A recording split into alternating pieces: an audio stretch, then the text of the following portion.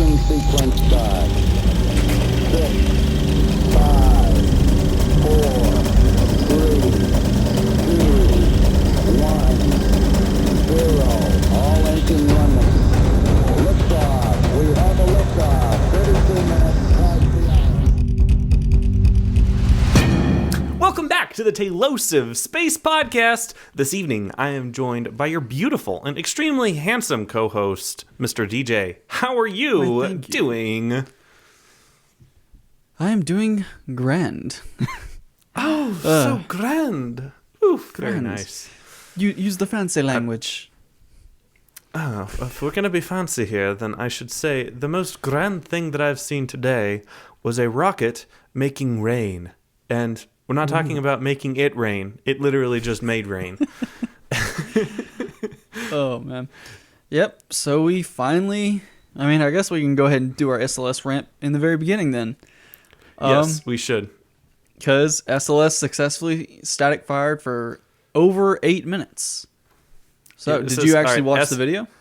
I didn't watch it live, but I watched the 8-minute recap. And here is the entire round of applause that I'm going to give to the SLS team. That was it, folks. One clap. You guys did the thing that you said you were going to do about $20 billion ago and about 2 years ago. So good job. You did it. It didn't fall apart. Congrats. But you also shouldn't exist. So, yeah. Oh, man. It was good. It was good to see it actually work. At the end of the last green run that didn't work out, I was feeling a little bad for those engineers. They spent all this time trying to make it work. And I know orbit is extremely hard. So great job to them. But also it's these are all flight proven rockets, engines, Yeah. and it shouldn't be this hard or this expensive. But yet it is. That's why I hate SLS. But anyway, it was kind of cool. Those are some big rockets. Those are a lot of engines. That's a lot of fuel. RS-25 engines, yeah, tons of fuel and enough condensation to make it literally rain over the test site. You see the big poofy white cloud of water Big vapor, old white clouds. and then you saw it raining up above, and I was like, wow, that rocket is literally raining on itself. Good job. Yep. So 4 minutes was their successful mark, and then everything after that was just gravy. So they went through. They had a few different types of tests on it. They had some really fast twirling of the engines that they did. And they did a longer version of that when they were gimbaling slower as well. So, but they were also firing at 109% as well. I don't know why they just don't call that 100%. Take it to 109% on the reactor, Captain. Yeah, So whenever they did the fast gimbaling, they throttled down to 95% from 109. Math. Okay, but yeah, successful. 8 minutes. It fired until an automatic shutdown from low oxygen levels in the tank. There was a sensor, so it ended up about being somewhere around 8 minutes 12 seconds or something like that. Okay, So that's getting cool. closer. Good job, SLS team. You got your one clap from me. Congratulations. Didn't go boom. And hopefully this thing will reach orbit by the end of the year. Not gonna Slash happen. the end of next year. Slash the end of the decade. That's more like it. Poor SLS. Well, you know what's not sitting around on its laurels and waiting for... Actually, I don't know what SLS is waiting on, so it's just waiting. But what's not waiting for anything is BN1. We already have a fully stacked BN1 booster down in Boca Chica from SpaceX. Did you see how tall that thing is? Oh, my Lord. It almost hits the top of the high bay. I almost think that the high bay was huge. designed just to barely fit this entire Probably. BN1. It's I don't know if I watched NASA Spaceflight's video of SLS hot fire and then the stacking since they cut from one to the other in that stream, and it was they had the crane going up above the high bay and then going down through the roof of the high bay to actually lift it up and move it because they literally cannot do it any other way. I'm like, dang. That's Your building close. isn't even big enough. Yeah. And they're This- talking about that fly crane that they're going to be putting in there. Yeah, it's I didn't probably see going to be that. winched all the way up. So Wow. Yeah. can you it's a imagine huge being rocket. on the sky bar whenever they're trying to do that? Yeah, I wouldn't want to be up there. I saw like two engineers were like connecting pipes and whatnot. They're up on one of those little. What are those called? Cherry picker things where like you got two people in a little jib. bucket on a stick. Well, no, not a jib. Man lift. Man lift. Yeah, we'll call them man lifts. They had the two guys up on the man lift, and I was like, oh man, you cannot be scared of heights in that thing because I'm sure that was blowing around in the breeze and. Well, at the least it was rocket's kind of also blowing protected. around in the breeze. Because if it was like just out in the little. open, like whenever they were over by what was it, SN10, I think it was, where we saw like 3 of them together or something like that. Those yeah, that were like waving, SN9. something like that. One of those Yeah. earlier ones. I love how we One of the barely ones that keep went track of kaboom. this anymore. Yeah. Well, which is also probably going to be another one going kaboom pretty soon here. We got SN11. Did it static fire today? Did you see that? We're recording on Monday, obviously. As we Yes, I normally did. do, I so- did. At this point, they've done this so many times. It's almost like Starlink, where it's just you tune in just to see after the fact, just to see the static fire, and you're like, okay, now Yep. let's do the flight. It's so impressive that they've even gotten to the point where this is just kind of mundane. Seeing how SLS is still like, we're gonna do a static fire. It's gonna be the event of the next 2 years. Woo! And we're bored with them because we see them so frequently. But yeah, so SN11 completed its full static fire today, which means that they're moving on to their window on March 24th. Hopefully targeting another 10-kilometer hop with a belly flop, and hopefully, let's knock on some wood, folks. If you're listening to this show or watching it on YouTube, go find the nearest piece of wood, knock on it, because I don't actually know what that does, but hopefully it'll help SN11 land and not go boom, because we got the landing last time. We just also got the boom, so we're close. We're really close. I can't remember if it was yesterday or Saturday.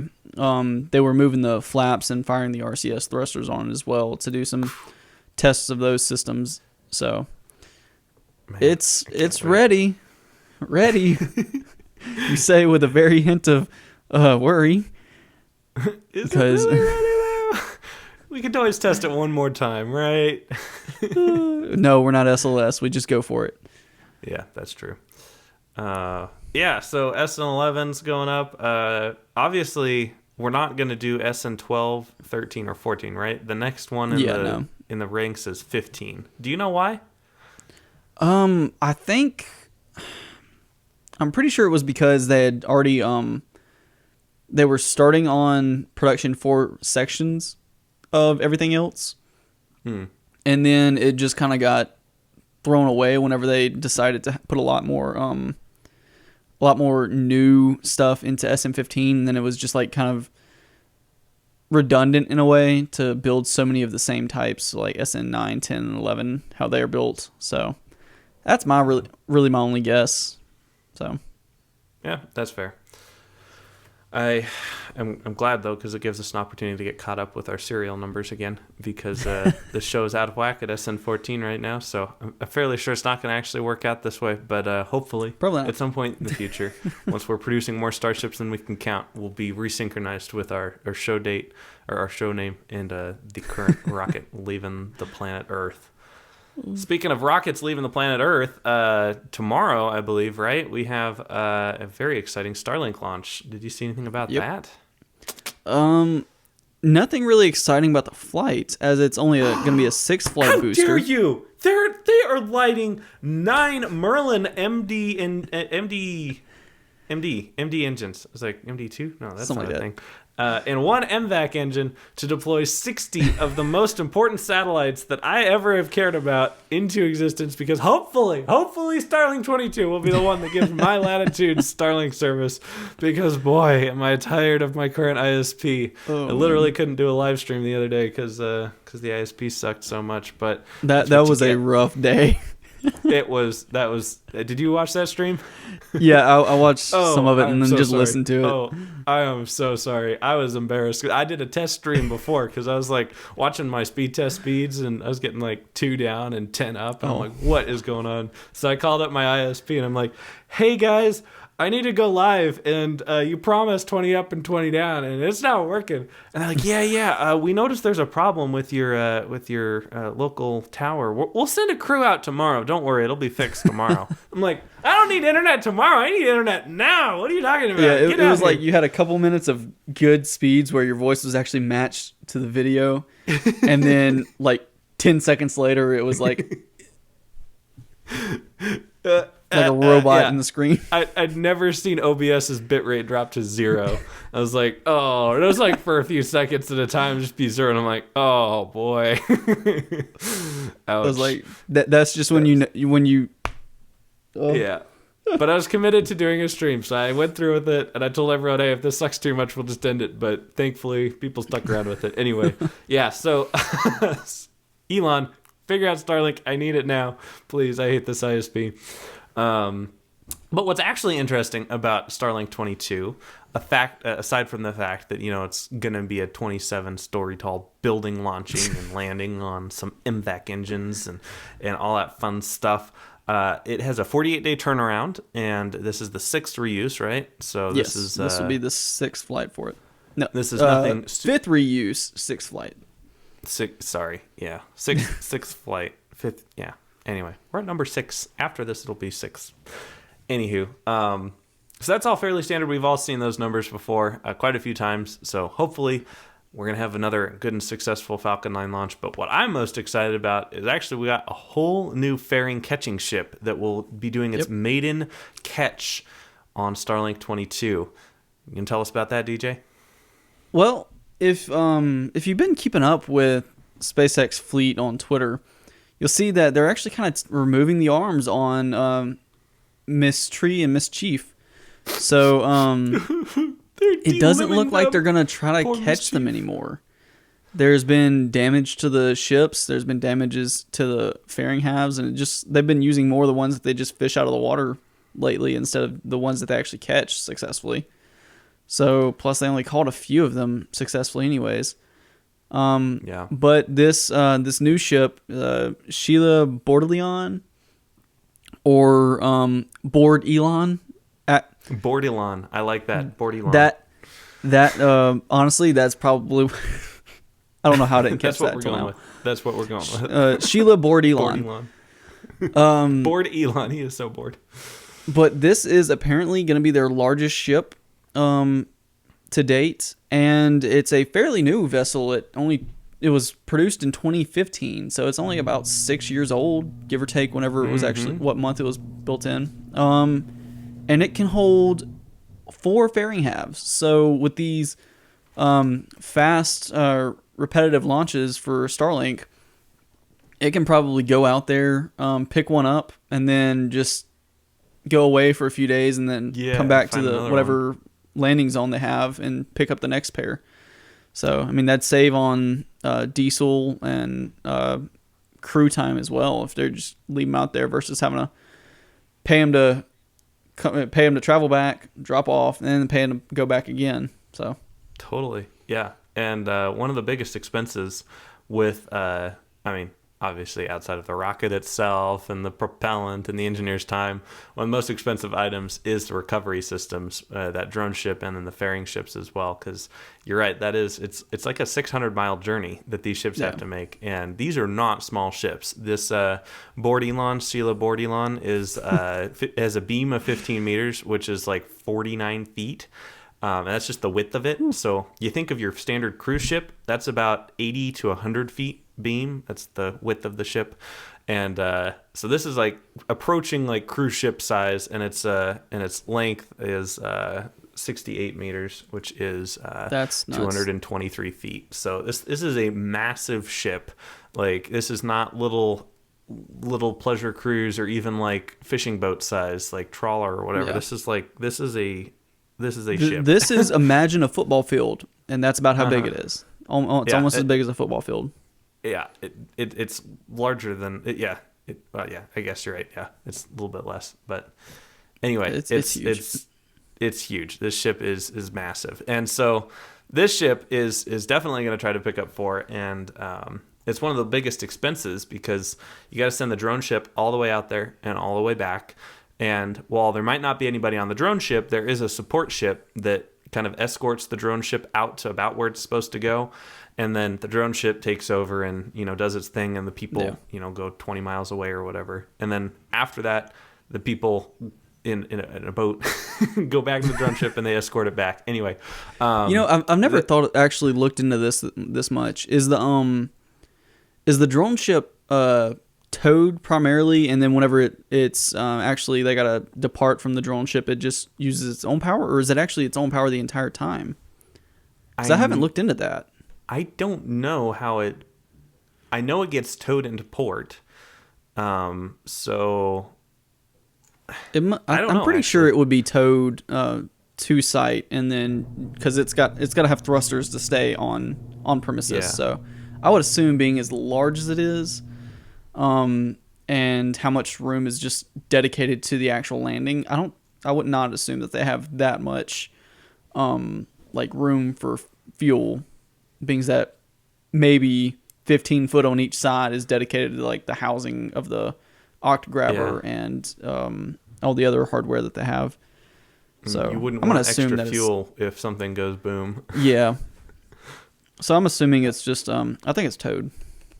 Yeah, that would make sense, but I don't really know how it gets out there. That's actually a good research idea to look into a little bit more. But we just don't see much about those. They've been there since what, like 2014? Yeah, 15? definitely. Yeah, the 2016 was the first successful landing, but they've been around since like 2014, at least in development. Yeah, these ships are huge, and you just lose perspective because these are huge rocket pieces that are sitting on huge ships, and there's no scale, and it's just breathtaking how big these are. So, yeah, Sheila Bordelon is definitely going to be a great asset to their fleet in getting recovery stuff, just speeding that up that much quicker. Because at some points, missions have had to be delayed a couple days because of a lack of support ships. If you recall, they moved, I think, was it Gomez Navigator? Or anyway, one of the ones that was on the West Coast. Go Navigator. Go Navigator? Yeah. It had to go from the West Coast to the East Coast because it was around the time of Bob and Doug's launch. They had so many other launches going on that they didn't have enough drone ships on the East Coast, so they had to bring one over from the West Coast. And yeah, any more, it just shows you how confident they are that like they're gonna need this big ship, right? Like this is a huge ship, huge investment, multi-million-dollar ship for sure, with a huge crane on the back. And yeah, it'll definitely speed up their launch cadence, which is super, super important. And it also helps to be a support ship for whenever the next, or for whenever Crew 1 actually comes back. Because, I mean, you remember they had like 6 or 7 different locations where there was support ships, just in case they had to change their landing site. So, I mean, they had a bunch of stuff, and I'm actually ready to see this next landing that they do for to see what the difference is between security. Maybe not let people in fishing boats go right up and touch it. Those are don't do that, folks. That's the dumbest thing you can do. My favorite video from all of that was it was like the day after it. I got on TikTok, and the first video I saw was somebody in one of those Coast Guard fast response inflatables, just like gunning it past everybody, trying to shoo them away. It's like this. Yeah.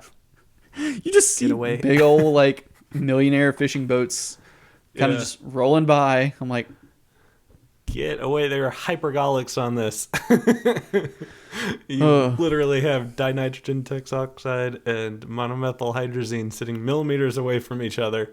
And you do not want to be anywhere near that. Sorry, guys. Yeah. Oh, my. Yeah. So this ship is going to get its work cut out for it for sure, especially if they're going to leave them out there and get 2 launches worth of fairing halves each time, or most of the time. So.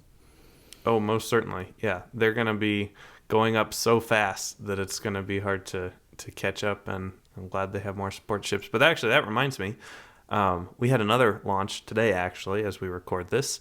Yes, we did. another Electron launch, and its mission title was "They Go Up So Fast."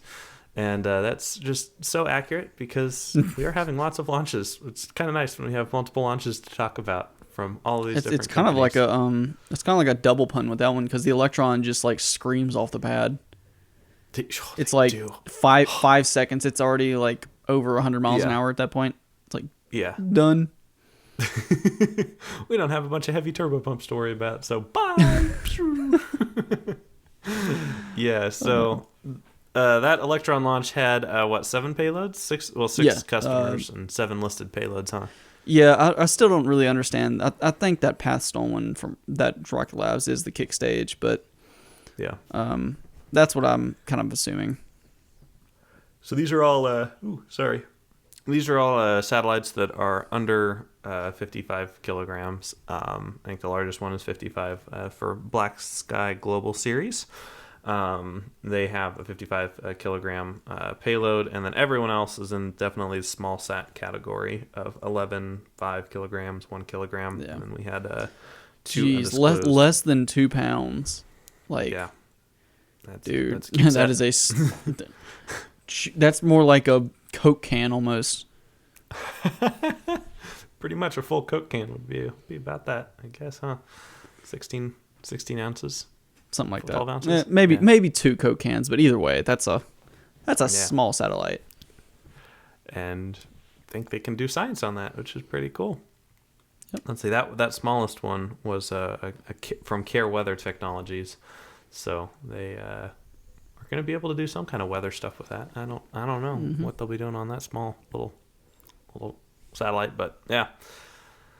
So it's nice to see another rocket provider successfully launch cargo into space, or missions, I guess. And not only did we have a fully successful Electron mission, we also got 2 very special surprises during the live stream. Number 1, Tim Dodd's Everyday Astronaut soundtrack was playing on the launch mission during one of the coast phases.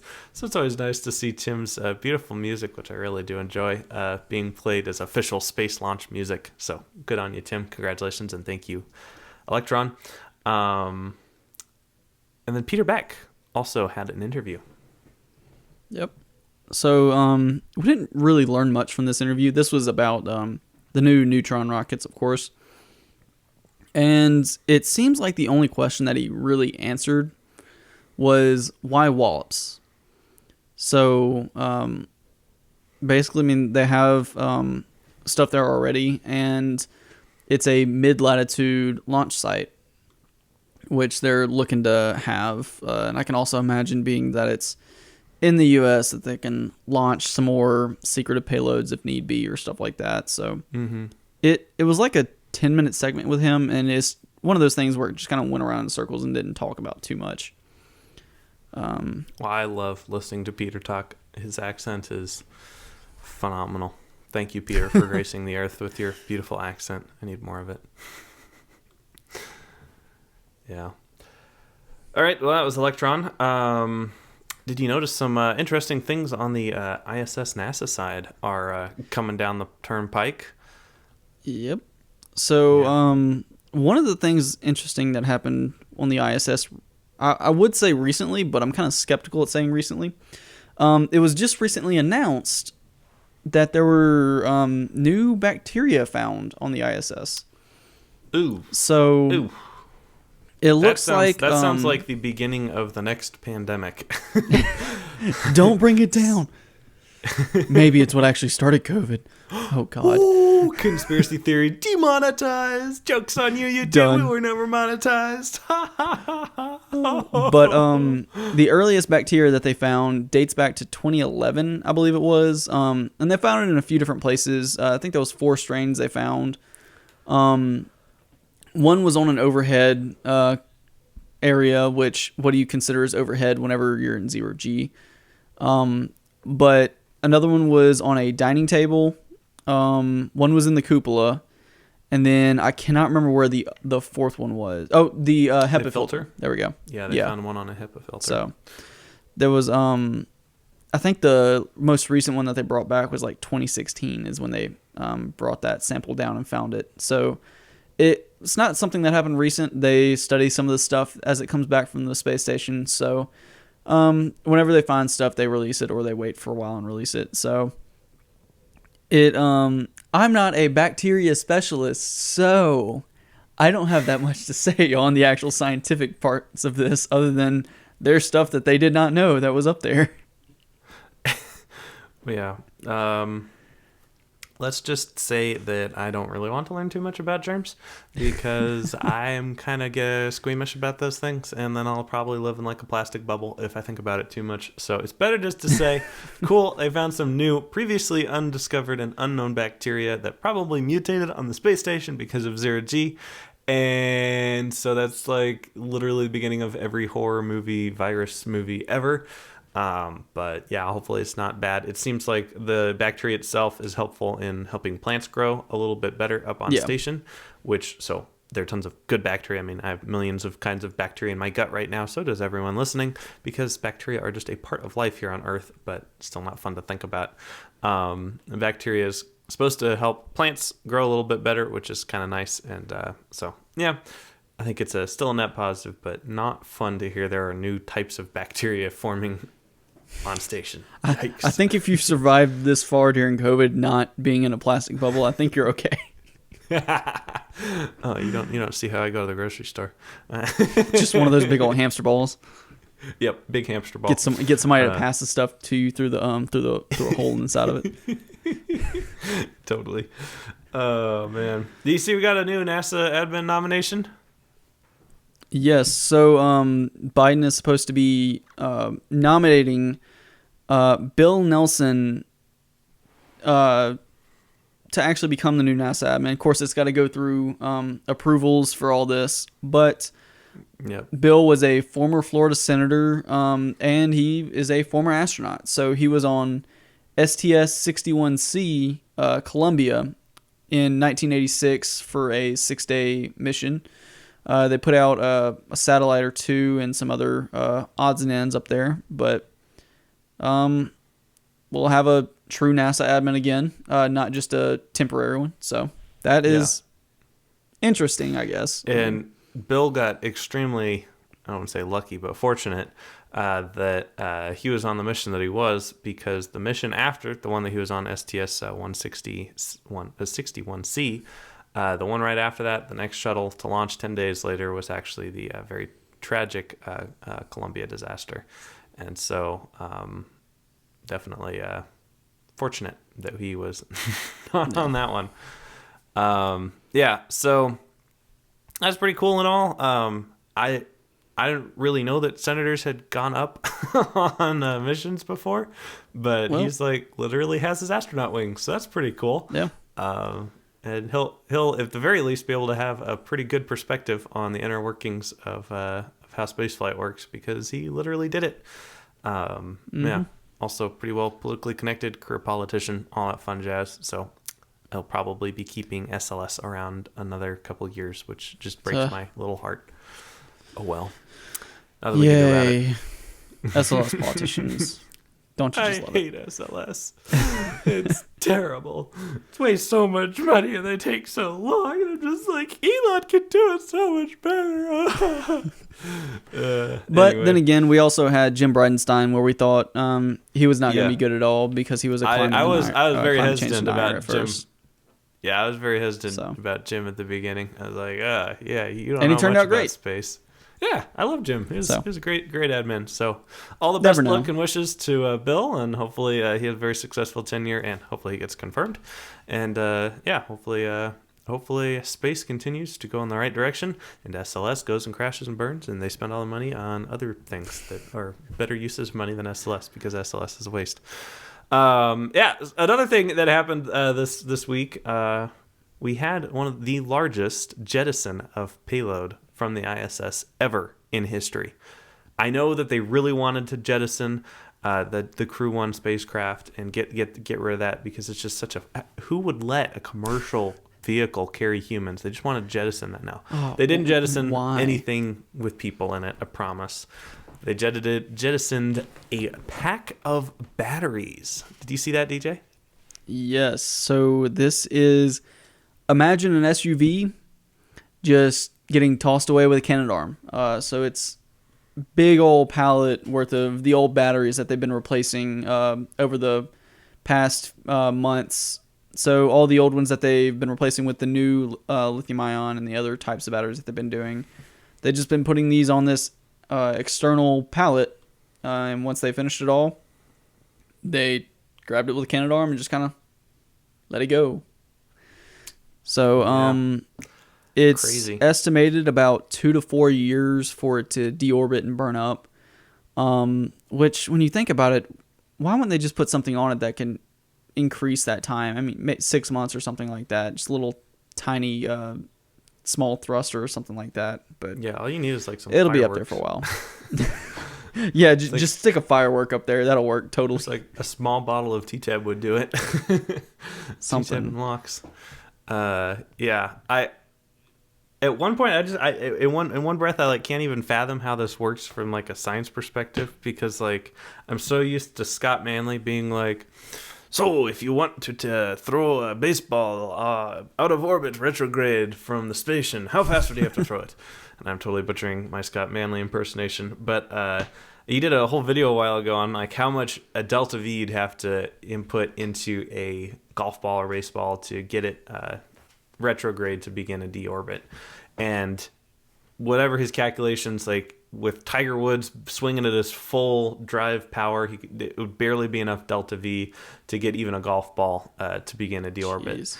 And so I'm just really confused how they had the Canadarm deorbit such a massive piece of payload.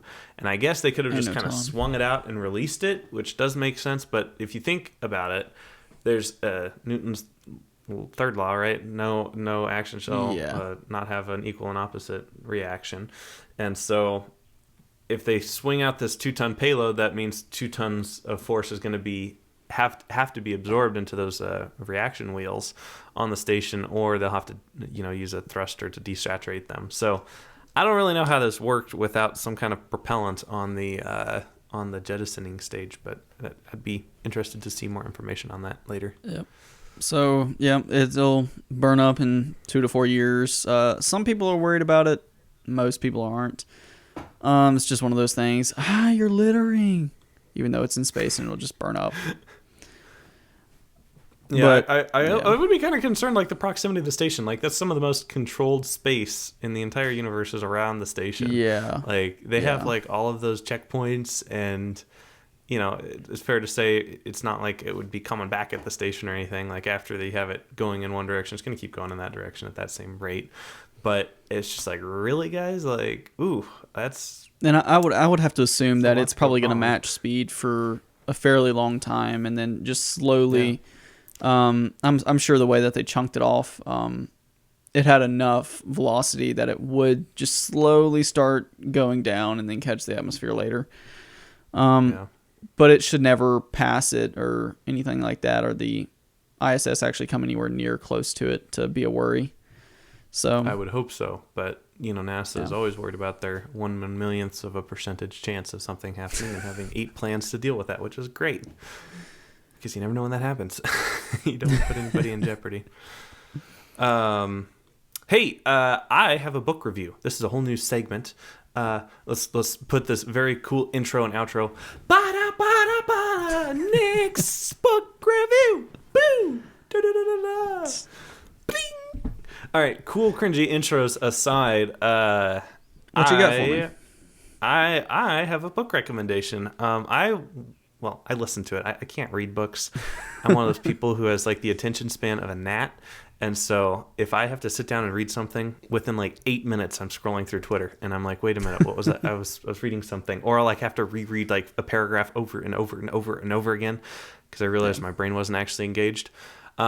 This is not sponsored. There's no sponsor links or anything. I know of the author, Eric, but I don't, there's, this is just me saying to you guys, definitely take a look at this book. It's called Liftoff. By Eric Berger, and he is a space historian, I guess is probably the best way to classify him, space journalist. He had the opportunity to interview Elon along with a whole host of original SpaceX employees on some of the first days at the company. And I had never learned so much about a company's beginnings as I had in this book. I think even if you've read or listened to the Steve Jobs biography by Walter Isaacson, that book provides a lot of detail of the beginning days of Apple and kind of tracks that company's history through the lens of Steve Jobs, which is kind of cool, but you're missing that other perspective. And this book, Liftoff by Eric, really gives kind of an omnipresent view of the whole company. Like you get to see how some people are dealing with issues and problems, and you see how other people are dealing with the same issue and problem from like a slightly different angle. And anyway, there's a ton of detail about the foundings of SpaceX. Elon and his first two employees founding SpaceX together, originally traveling over to Russia, looking for that ICBM in the early 2002s, 2003s, getting literally laughed at, and then deciding to start their own space company in 2003. And after that, obviously, they were working on the Falcon 1 and the Merlin engine, which I had no idea that the Merlin engine had been in production for so long. They made their first Merlin, I believe, in 2004, and they've been continuing to tweak the design until what we know today, which is the most reliable full-stage rocket engine for orbit. And yeah, definitely a lot of fun stories. The first four missions, the first three Falcon 1 missions that SpaceX threw up there were not successful. They had actual paying clients on one of them. On the third launch, they had to tell the owners of the satellites, yeah, sorry. It was like literally the DoD, NASA, and some commercial. It was a commercial company that was letting you send your relatives' ashes into space. Oh no! So ouch! 3 customers on the third Falcon 1 flight, and yeah, that let's just say that didn't go so well.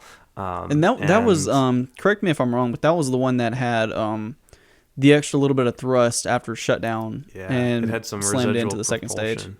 Yeah. And you listen or read to the book, and you'll know way more about this than I'm about to share with you here. But the Flight 1 and Flight 2 of the Falcon 1 used ablative engine bells, and so they were ablatively cooled. Basically, it had a fiberglass and epoxy resin that slowly ablated or burnt and went away to be able to keep the engine bell cool. But with the third flight, they switched to regeneratively cooled. That means you're running liquid oxygen through the engine bell before sending it through the combustion stages to cool down the engine bell and also heat up the oxygen, so it's more optimal for combustion in its gaseous form. And anyway, the engine worked flawlessly. It worked 100% flawlessly. But unfortunately, because they were running locks through the engine bell, there was extra piping that they hadn't accounted for. And so after the computer shut down the engine, it immediately did the stage separation. And there wasn't any time delay between engine cutoff and stage separation. There was like a half a second. Mm. And so in that half a second, the remaining locks that was going through the system, there was like extra locks in there that they hadn't accounted for. And it's not like they hadn't done testing on this. That was the interesting thing that I always thought they just hadn't tested it enough. But they actually couldn't. It was physically impossible to discover the residual thrust in their current testing setup because the thrust was only about 7 to 10 psi. But you think the atmospheric pressure is 14 psi. So when they were measuring things on the test stand down in Texas, they had no way of measuring something below 14 psi, the ambient air pressure. And so it was very unfortunate because that caused stage 1 to bump into stage 2, just enough to damage stage 2, so it could not light its, is it Peregrine engine? Anyway, the Falcon 1 had a different upper stage engine. But anyway, just so many really interesting... Oh, and like the time where the fourth flight hardware, or the fourth flight article for Falcon 1 was imploding inside of an airplane. That's real fast. I'm going to tell it because I love this story so much. I had never heard this story until I've never heard about it. There are tons of these stories, and I'm like, how have I not known about this? It's like on the level of not knowing about Steve Jobs and Steve Wozniak going around selling the original Apple One at computer stores. Like, these are like fundamental founding stories that I just hadn't known about, and I'm so happy that Eric has put them in this book. But the last story that I'll share here was that the fourth Falcon 1 flight. So as their last attempt, SpaceX had about 6 weeks worth of payroll left, and there was no way to get any more money. They had to have a successful launch. And so they traditionally, for the first 3 flights, well, all 4 of the Falcon 1 flights, they were launching out of Kwajalein in the Pacific. It's kind of, somewhere around Hawaii. Yeah. I'm sure it's like 300 down miles there. away, but it's an island way out in the middle of the Pacific. And they set up a pretty rugged base. And when I mean pretty rugged, like, it was basically just, those tents they were building in the original starships down in Texas. It's just like those tents, just super, they didn't have running water. They didn't have electricity. They had to use generators for electricity. It's super, super basic. But to get their flight hardware out there before launch, they would typically put it on a ship, and the ship would take about a month to get from California, the Port of Los Angeles, to Kwajalein, because it made a few stops, one in Hawaii, one in, I don't remember the other place it stopped, but it stopped all over the place in the Pacific before arriving in Kwajalein. And SpaceX didn't have any time. They were out of time they only had like 6 weeks of payroll left. Like, the company was about to die. Like, they had nothing left. And so they asked the military to use one of their C-130s, I believe, big cargo aircraft. And so it has never been done before, and they didn't really, they're moving so fast that, like, they didn't really have time to think through all of the contingencies that could happen when transporting the first stage by air.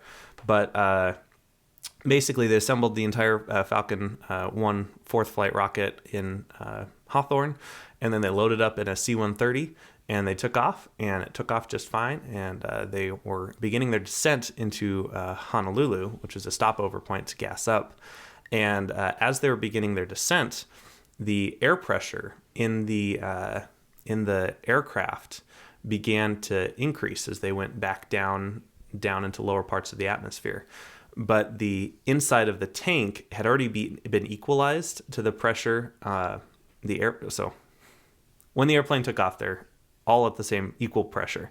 But as the plane took off, the pressure inside of the cargo bay got less. However, rocket tanks are made to hold pressurized propellant, so they're hardened in that direction. So when there was more air pressure in the inside of the tank than in the surrounding air, they were just fine. But as they're beginning the descent and throughout the flight, I'm sorry, I'm not explaining this super well. Read the book, guys. Anyway, throughout the flight, the air pressure had equalized from the inside of the cargo bay to the inside of the tanks. And then on descent, basically the Falcon couldn't equalize pressure fast enough, and so the tank was starting to implode. Like, think of a soda can getting crushed by a giant invisible hand. And if an engineer at SpaceX had to crawl inside of the imploding Falcon 1 flight hardware and undo some pipes and valves inside of an imploding rocket in order to help it equalize. And then they had to, like, basically do rocket surgery once they got to Kwajalein to repair everything, because it, like, busted a lot of inside things. So anyway, I had no idea how much we always talk about Elon, like, moving heaven and earth to get things done. I had no idea how much heaven and earth Elon moved to get SpaceX off the ground, because my goodness, the audiobook was like 9 hours long. And when I first, yeah, I know. When I was first, like, looking into the book before I decided to buy it on Apple Books, I was like, because we're not sponsored by Audible, I was like, well, how much history can there be about SpaceX from Falcon 1 to Falcon 4? Like, I've always just glazed over that history, but it is so deep and so detailed, and great story. Great story. I was scrolling through his Twitter while you're talking about that, and I scroll back down because he's been commenting on a lot of stuff about the book, and one of them was, as you can see, I have a long history with using tents. Yes, totally. There are lots of tents. SpaceX is very famous for using their tents because it's just so much faster, right? Like, you can just toss up a tent in a couple days. Yeah, so 100% recommend this book. Like, we might need to start Oprah's Talos of Space Book Club, because that was a really fun book and I enjoyed listening to it, and everyone should go read or listen to Lift Off by Eric Berger. 100% recommend. A very, very good book. I'll definitely be. Well, I would say pick that up, but I'm not gonna get a physical book. Who does that? Yeah, I don't. I mean, I would get one as a collector's item, but get Eric to sign it next time you see him. Yeah, I'll definitely read it. Like Eric did interviews with Elon on Elon's jet, flying to and fro all around the world, and Dang. like he got inside of Elon's brain, and that's just so cool. So coolest book out there. Okay, well, that was my filibuster for the evening. We ran through our news items pretty quick. Do you have anything else? Yeah, we did. I don't think so. I was not expecting us to just shoot through those that fast. I know. There was more news than last week, but I guess we had a longer SLS rant last week that covered time. I know, yeah, and I think we kind of powered through. I mean, SN1 and BN1 are like news items, but there's like not a lot to talk about. You know, I was like, I don't know. BN1 is just a test article. They're just going to use it to test making it and test transporting. It's not going to be pressurized. It's not going to be flown. yeah. So anyway, there's not too much to talk about there. Well, I mean, we're around 45 minutes at this point, so it's I think not that short. We can cut it. I think we hit. Typically, we're between 40 to like an hour is typically Something the like Talos of Space podcast. But the 60 people watching probably don't care all that much because there aren't that many people listening to this. Anyway, do you want to sign us out, DJ? Sure. This has been Talos of Space. I am DJ. That is Nick. We'll see you in the next one. Bye-bye.